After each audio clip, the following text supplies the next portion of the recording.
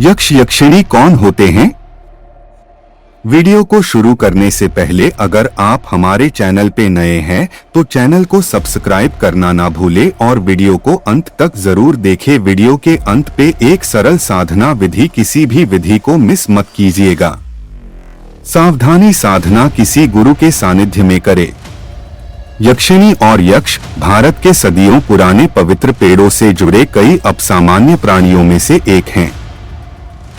यक्षिणी और यक्ष भारत के सदियों पुराने पवित्र पेड़ों से जुड़े कई अपसामान्य प्राणियों में से एक हैं। यक्षिणी क्या क्या काम करती है? यक्षिणी एक प्राचीन हिंदू तंत्र और योग की परंपराओं में एक अलौकिक और आध्यात्मिक प्राणी है जिसे पूजा जाता है। इसे यक्षिणी या यक्षी भी कहा जाता है। यक्षिणी को चिकित्सा, आध्यात्मिक ज्ञान, अन्य वांछित परिणाम प्राप्ति, धन की प्राप्ति या रोमांटिक साथी की प्राप्ति में मदद करने के लिए आह्वान किया जाता है। सबसे शक्तिशाली यक्षिणी कौन है? अनुरागिणी यक्षिणी। यह यक्षिणी यदि साधक पर प्रसन्न हो जाए तो वह उसे नित्य धन, मान, यश आदि से परिपूर्ण तृप्त कर देती है। अनुरागिणी यक्षिणी शुभ्रवर्णा है और यह साधक की इच्छा होने पर उसके साथ रासोल्लास भी करती है। इस यक्षिणी को सिद्ध करने का मंत्र ह्रीं अनुरागिणी आगच्छ स्वाहा। यक्षिणी का क्या काम है? उद्दामरेश्वर तंत्र में 36 यक्षिणियों का वर्णन किया गया है, जिसमें उनके मंत्र और अनुष्ठान के नुस्खे भी शामिल हैं।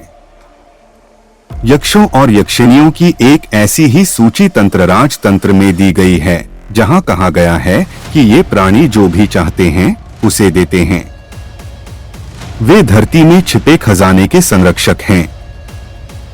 यक्षिणी का देवता कौन है? यक्ष पुरुष और यक्षिणियां महिला पृथ्वी में छिपे खजाने की देखभाल करते हैं और भगवान कुबेर के अधीन आते हैं।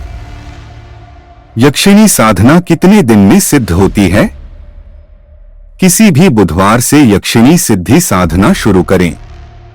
साधना में 9000 मंत्र जप का विधान है। 9 दिन में जप पूरा करना होता है। यक्षिणी कितनी प्रकार की होती हैं? साधारणतया 36 यक्षिणियां हैं तथा उनके वर देने के प्रकार अलग अलग हैं। माता, बहन या पत्नी के रूप में उनका वरण किया जाता है। उनकी साधना के पहले तैयारी की जाती है, जो अधिक कठिन है बजाय साधना के। पहले चांद्रायण व्रत किया जाता है। यक्षिणी के पास कौन सी शक्तियां हैं? माना जाता है कि यक्षिणियों के पास जादुई शक्तियां होती हैं जो उन्हें प्राकृतिक दुनिया को नियंत्रित करने और उसमें हेरफेर करने की अनुमति देती हैं। वे प्रकृति से जुड़ी हैं और माना जाता है कि उनमें मौसम, पौधों की वृद्धि और यहाँ तक कि जल निकायों की गति को प्रभावित करने की क्षमता होती है। कामेश्वरी यक्षिणी कौन है? कामेश्वरी यक्षिणी यह साधक को पौरुष प्रदान करती है तथा पत्नी सुख की कामना करने पर पूर्ण पत्नीवत रूप में उपस्थित होकर साधक की इच्छा पूर्ण करती है। साधक को जब भी किसी चीज की आवश्यकता होती है तो वह तत्क्षण उपलब्ध कराने में सहायक होती है। यह यक्षिणी सदैव चंचल रहने वाली मानी गई है। यक्ष की पूजा कैसे करें? आप जल में, वृक्षों में, आमतौर पर पर्णपाती वृक्षों में, जंगल में, पहाड़ों और पहाड़ियों में, निर्जन में और धरती पर भी यक्षों की पूजा कर सकते हैं।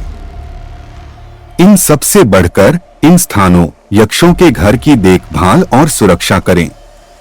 वे इसकी सराहना करेंगे। वे धरती के संरक्षक देवता हैं। कौन सी यक्षिणी सबसे अच्छी है? सुर सुंदरी यक्षिणी ये साधक को अपनी तरह सुंदर बना देती है और उसे अथाह धन संपत्ति प्रदान करती है। देवताओं की भांति सुंदर होने के कारण ही इसे सुर सुंदरी कहा जाता है। कनकावती यक्षिणी ये साधक तो तेजस्विता प्रदान करती है। साधक चाहे कोई भी कार्य करना चाहे वो सकारात्मक हो अथवा नकारात्मक, ये सदैव उसका सहयोग करती है। जय भैरव बाबा, जय मां कामाख्या, जय मां तारा।